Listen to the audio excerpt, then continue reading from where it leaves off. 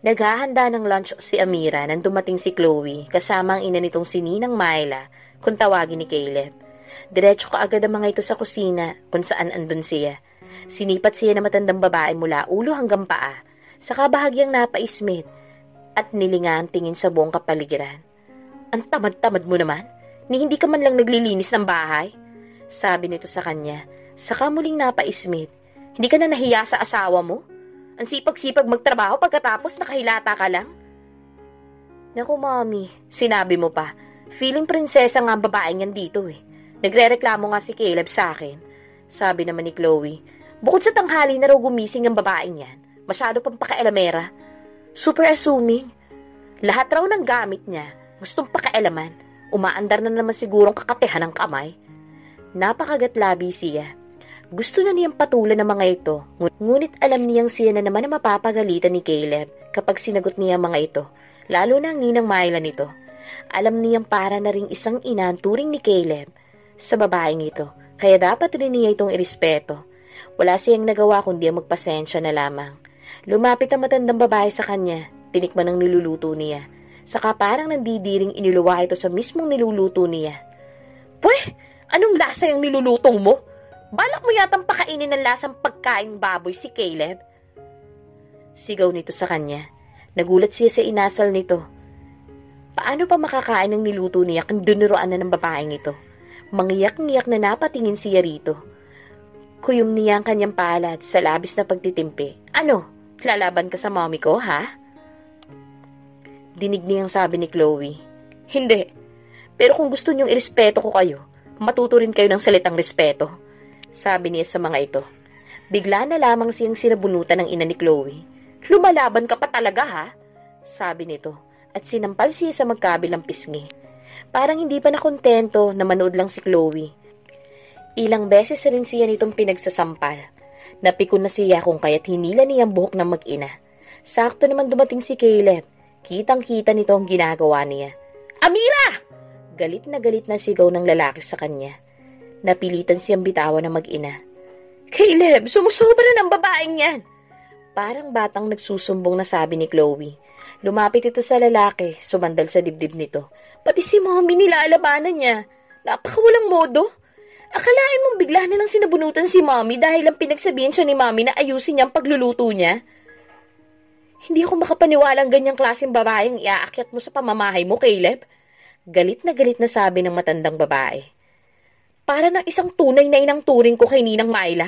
Anong karapatan mong bastusin siya, ha? Asar na sita sa kanya ni Caleb.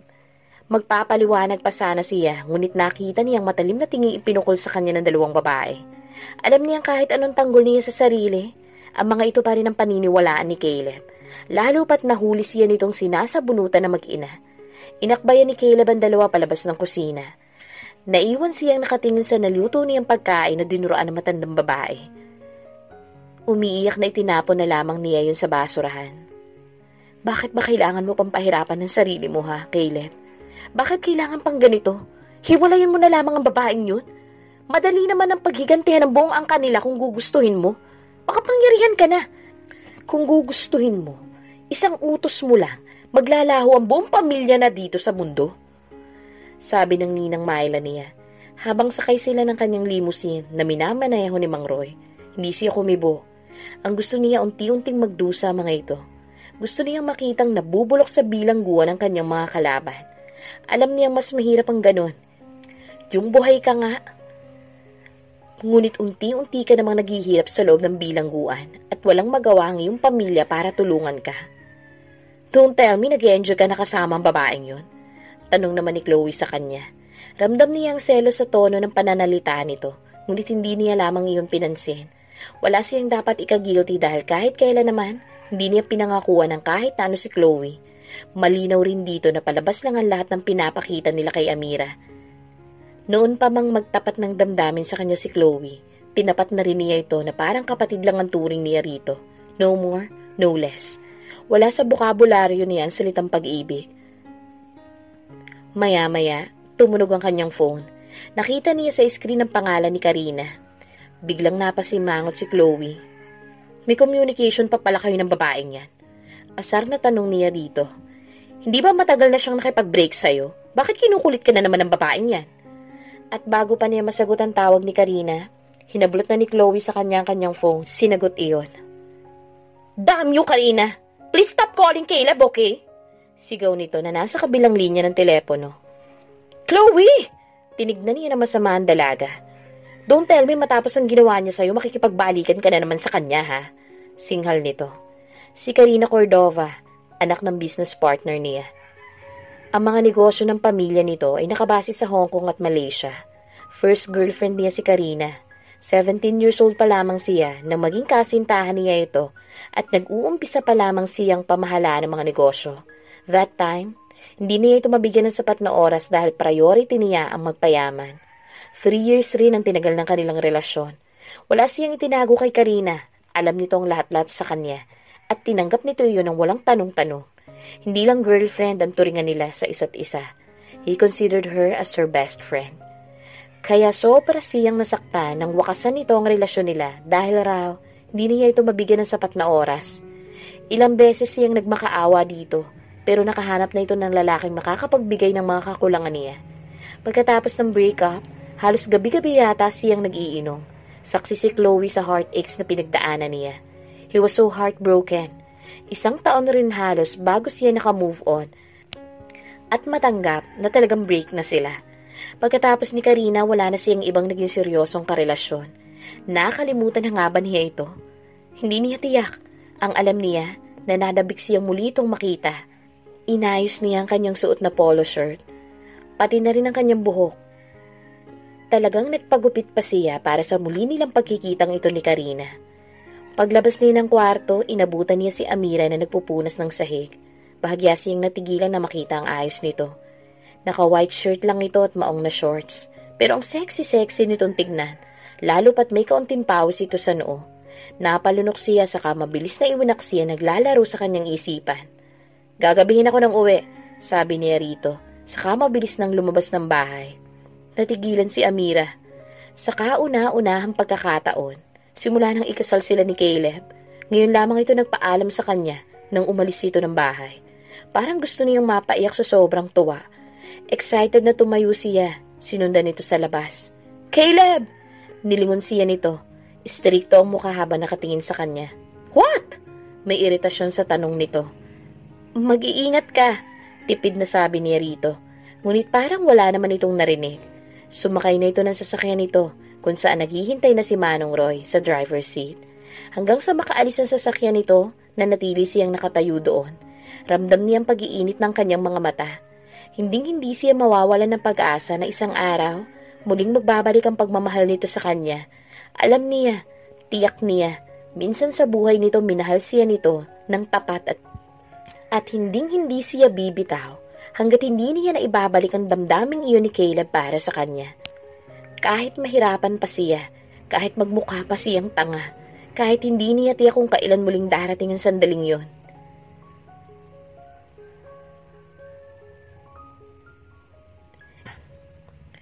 Kinalas ni Caleb ang isang butones ng suot niyang polo shirt dahil pakiramdam niya, nahihirapan siyang huminga. Damn it! Bakit parang nasasaktan na rin siya habang nakikita niyang pinahihirapan niya si Amira? Shit! Hindi maaaring lumambot ang puso niya. Hindi siya maaaring madistract ng kung ano paman. Malinaw ang kanyang mga plano. Hindi yun magbabago. Umayos siya ng upo. Inisip na lamang ang pagkikita nilang ito ni Karina. Matagal na rin noong huli silang magkita. 5 years ago? Yeah, that was 5 years ago. Sa birthday party ng ama nito na ginanap sa Amerika. Natatandaan pa nga niyang kasama nito ang Australian boyfriend nito at kasama naman niyan dinidate niya noon na isang Brazilian model. Hindi naman sila gaanong nakapag-usap nung time na yon. Palibasa may kanya-kanya silang mga kadate. Feeling niya, nabalik siya sa panahon ng mga teenager pa lamang sila. Kumakabog ang dibdib niya at kinakabahan na para bang first time niya makipag-date. Natawa na lamang siya sa sarili saka napailing. Sa meeting place na si Karina ang nagtakda, dumating si Caleb at gaya ng kanyang inaasahan, hindi pa rin naglalaho ang sex appeal nito kaya hindi siya nagtataka kung maraming mga kalalakihan ang napapalingon sa kinaroroonan ng dalaga. Nakangiting nilapitan siya nito at humalik sa pisngi. Mukhang marami na naman mga lalaki ang maiinggit sa akin. Compliment niya rito. You look stunning, Karina. And you haven't aged. Ikaw rin naman, sabi nito sa kanya. Mas dumami nga lang ang pera mo ngayon. Nagkatawanan sila. How's your bitch stepsister, by the way? Tanong nito sa kanya. Napangisi siya. Noon pa man, hindi na magkasundo sina Chloe at Karina. Palagi na lang magkakumpetensya sa lahat ng bagay. Ngunit mas lalo na sa atensyon niya. She's okay? I heard nag-enroll siya ng Pilates. Sabi niya sa dalaga. Really? Sabi nito nag-angat ng kilay. Hindi ba delikado yon since kakapaayos niya lang ng ilong? Updated ka talaga sa kanya, ha? Tudyo niya kay Karina. Of course, I was born to be her nemesis. Sagot nito sa kanya. Saka pumorma lang muka. I heard you got married. You know my reasons, Karina. 5 years ago, nabanggit ko na sa'yo ang plano kong yun, diba? Actually, wala naman akong tinatago sa'yo. Yeah, I know. Anitong lumungkot ang muka. Pero bakit parang nasasaktan pa rin ako? Nangunot ang noo niya. Alam mo naman siguro na kahit na noong may karelasyon ako, hindi naman nagbago ang nararamdaman ko para sa'yo, hindi ba? It's just that, binigyan na kita ng panahon kasi iba mga priorities mo noon. Siguro naman ngayong nasa iyo na ang lahat. Hawak kamay mo ng tagumpay. Mabibigyan mo na ng time yung naudlot sa atin. Makahulog ang tanong nito sa kanya. Hindi ka agad siya nakasagot. I won't roam around the bush anymore, Caleb. I still love you. At di naman nawala yung feelings ko para sa'yo. I want you back. Biglang nagningning ang mga mata niya. Karina, ginagap niya ang isang kamay nito. Ngunit pinagtataka niya, bakit si Amira ang nasa isip niya habang nakatitig siya kay Karina? Mabilis niyang iwinaksi ang naglalaro sa kanyang isipan. Siguro ay hindi lang niya napaghandaan na magtataksil siya kapag nakasal na siya. Pinalaki kasi siya ng kanyang mga magulang sa paniniwalang napakasagrado ng kasal, kaya may kaunting guilt siyang nararamdaman. But of course, iba naman ang kaso nila ni Amira. Pinakasalan lamang naman niya ito para maghiganti. No more, no less. At iyong kasalang naganap sa kanila, bunga lamang ng kanyang labis na galit sa ama nito. Kasama iyon sa kanyang mga plano. Kaya ano ba ang dapat niyang ipag-alala? Hindi deserve ni Amira na itrato niya ito bilang isang asawa, kaya hindi siya dapat nag-iisip ng kung ano paman. Ako rin naman, Karina. Kahit na kailan, hindi ka naman nawala sa isipan ko. Sabi niya sa dalaga. Ang saya-saya nito nang marinig ang sinabi niyang iyon. Caleb? Paglingon niya, nakita niya ang kapatid ni Amira na si Julio. Masamang-masama ang tingin nito sa kanya at kay Karina. Sa pakarwari niya, minumura siya nito sa isip. Ngunit hindi yun nininda ni Caleb. Pasimpleng tumayo siya. Julio! Nakangising sabi niya. Saka tumingin kay Karina. By the way, Karina, this is my brother-in-law, si Julio. Pagpapakilala niya sa babae, saka inakbayan si Julio. Kumusta naman ang trabaho mo? Hindi ito umimik. Walang kangiti-ngiting tumingin sa kanya. Pinisil niya ang balikat nito, saka muling tumingin sa dalaga.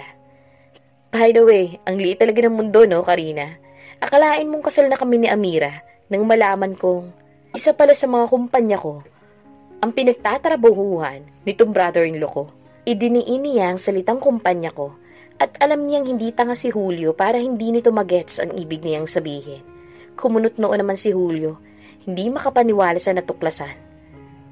Pag-aari mo ang kumpanyang pinagtatrabahuhan ko? Kuya Julio! Nagulat si Amira nang bigla na lamang itong sumulpot sa bahay nila ng araw na yun. Wala ka bang pasok? Nagtatakang tanong niya rito. Hindi niya alam kung bubuksan ba niya ang gate o hindi. 8:00 pa lamang ng umaga at nasa kwarto pa nito si Caleb. Tiyak na mapapagalitan siya nito kapag pinapasok niya ito sa bahay. Ngunit mas malaking gulo kapag pinagtaka ni Kuya Julio niya na hindi man lamang niya ito pinapapasok sa loob ng bahay, kung kaya't napilitan siyang pagbuksan ito ng gate. Walang kangiti-ngiti ang kapatid niya nang pumasok ito sa loob. Nasaan ang magaling kong bayaw? Tanong nito. Nagulat siya sa klase ng pagtatanong nito. Hindi niya maintindihan kung anong nangyayari. Natuklasan na ba nitong nangyayari sa pagitan nilang dalawa ni Caleb? Bago pa siya makasagot, lumabas na ng kwarto nito si Caleb. Bagong paligo, nakabihis na. Ngumiti ito na makita si Kuya Julio niya. Good morning, bayaw. Tamang-tama ang dating mo. Nagpahanda ako kay Amira na masarap na breakfast. Hindi ba, sweetheart? Malambing na tanong nito sa kanya. Natatarantang tumango naman siya. Oo. Mabuti dinamihan ko yung soup at bacon. Aniya, pilit nang ngumiti. Alam niyang pinag-aaralan ng kapatid niya ang bawat kilos niya. Ngunit naisip niyang pagkakataon na rin niya yun para matikman naman ni Caleb ang hinanda niyang almusal para dito. Kahit kasi hindi nito ginagalaw mga pagkain niluluto niya, hindi pa rin siya humihinto sa paghahanda rito ng almusal. Nagbabaka sakaling isang umaga, magbabago rin ang ihip ng hangin. Halina kayo, mag-breakfast muna kayo. Tumungo na siya sa kusina para maghanda. Dinig pa niya ang huling sinabi ni Caleb kay Kuya Julio niya. Mabuti naman napasyal ka rito. Tama-tama.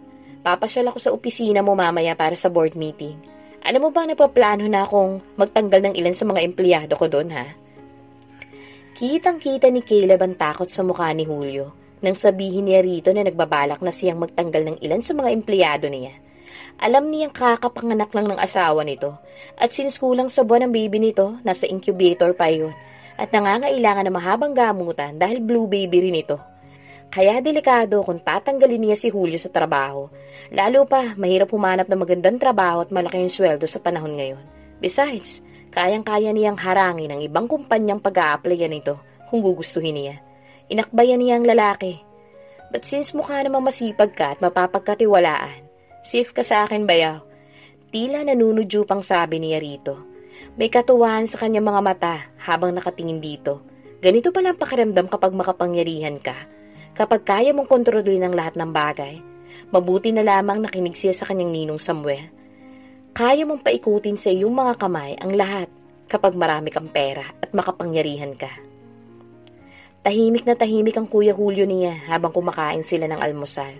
Pakiramdam ni Amira may gusto itong sabihin sa kanya kanina pa, ngunit nag-aalangan at waring may kinakatakutan, kaya hindi nito masabi-sabi ang gustong sabihin. Kilalang kilala niya ang kanyang kuya.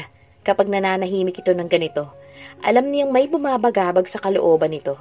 Napatingin siya kay Caleb na waring nag-e-enjoy makitang nagkakaganito ang Kuya Julio niya. Alam niyang may kinalaman kay Caleb ang gustong sabihin ng kanyang kuya. By the way, Amira, gusto kong bumili ng...